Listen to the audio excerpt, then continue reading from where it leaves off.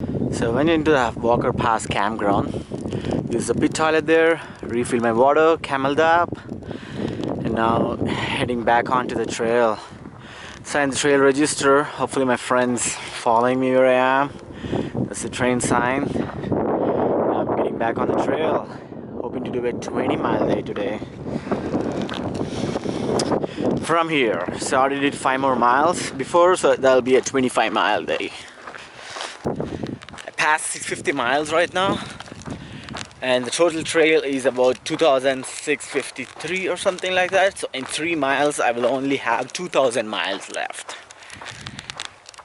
I can't believe that I'm waking up every day and hiking mile after mile. It's not just small miles. I'm doing 20-mile days in the past 3 days and hoping to do 25 today. Feel good except with the blisters I have on my feet. 2 massive blisters on my heels. Both came at the same spot. Not sure how or why, but gotta figure that out before I leave the Kennedy Meadows. Heal them up completely, dry them out, maybe pop them, do some first aid, take a couple zeros, get all the snow gear ready, and then get into the mountains. That's what I'm looking forward to.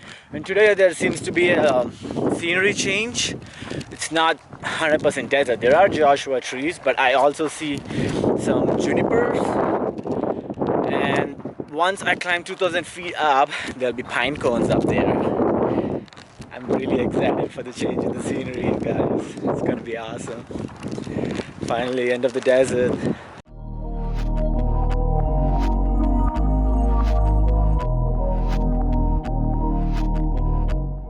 It's probably funny if I say this, but the truth is, I'm a little sad. Melancholy is taking me over again, just like it always do, because it's the end of the desert. This is the last time today that I broke camp in the desert, and I don't know when it's gonna happen again.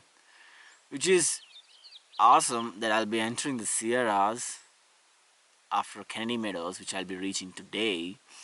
I'll probably take a couple zeros there and then get all the gear ready and then go for the Sierras. But at the same time, knowing that the heat is done, the desert is done, I can't see rattlesnakes anymore. Cowboy camping is done. You can't just sleep at night without a tent in the mountains. You need a tent there all night. So many things like that. The desert was a really fun section. Psychologically, it's a great wave to let me know that hey, this is the culture that I'll be experiencing on the PCT. So these are the people that I could be hiking with, and then put me in a little bubble there where everyone that I know I've been hiking with will form a team. That's what they call the trail family, and they continue with those families eventually as well. Some do, some don't. Like I've been hiking with Soul Train and Tank, and they both are way behind me. They're probably gonna be at Kennedy Meadows tonight or tomorrow. I'll be there by the lunchtime. I kind of pushed it in the past 5 days from Tehachapi because I wanted to see how much I could do when it comes to the miles. As much as I hate counting it in miles, the truth is I have to make it to Canada. And in order to make it there, I need to do some math in my mind. And the math is associated with miles. So I got nowhere on it, unfortunately. As much as I try to, soak into the beauty around me, capture it, film it, try to do everything here as much as I can. But so in the past few days, yesterday was my 5th day that I did 5 20-miler days, which made me really happy because that's something I never done in my life before, or I could even think that I could do something like that. And that's the proof that I got the hiker legs. Everyone talks about the hiker legs. Hiker legs is something where your body naturally adapts to the pace of hiking every day after you do that for several days at a stretch.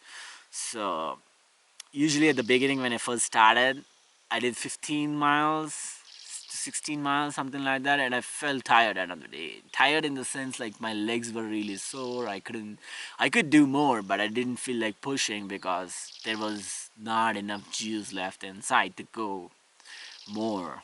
But even after doing 20 miles, I still feel good now. I still feel like I can keep going. I still feel like, hey, I can wake up the next day and do another 20. It's not a big deal. And 20 miles itself has not become a big deal right now. That's an interesting change as well.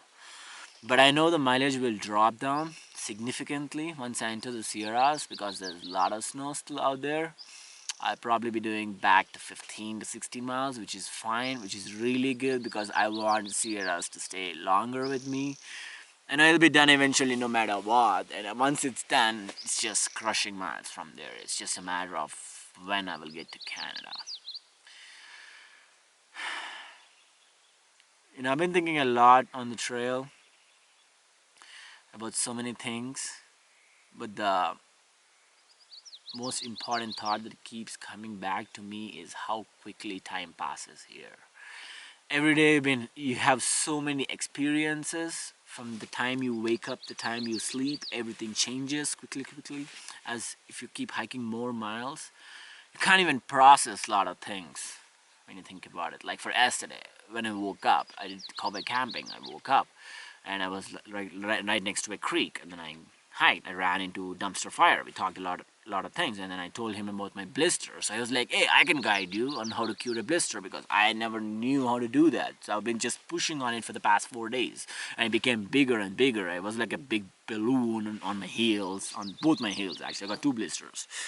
So he helped me. He showed me how to sterilize the needle and showed me how to pop the blister, bring the juice out, clean it up, put the antibiotic cream on it, and then just tape it. That's as simple as that.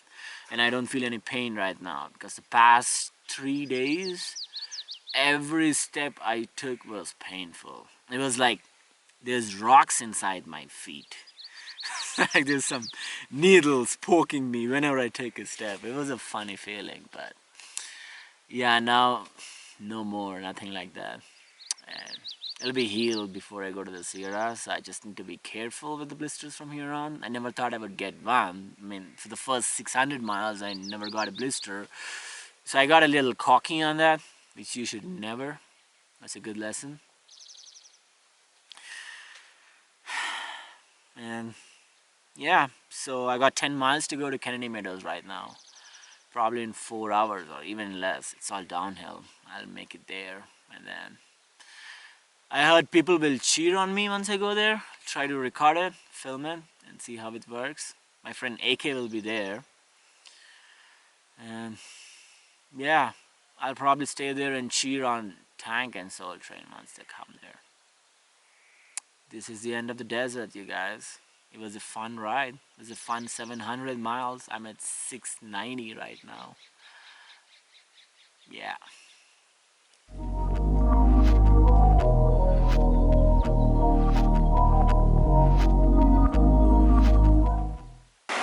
This river marks the official end of the desert. 2 more miles to the town, Kennedy Meadows. Here I come. Mile 700. Kennedy Meadows is here. This is it.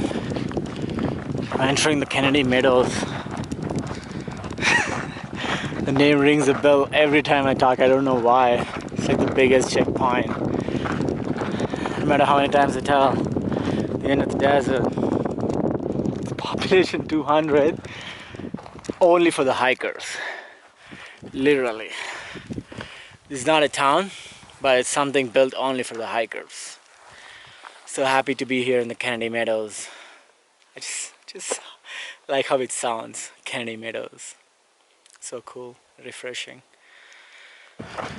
This is the Kennedy Meadows General Store. My first stop in the Kennedy Meadows to pick up the packages and then head to the Grumpy Bears, have something to eat.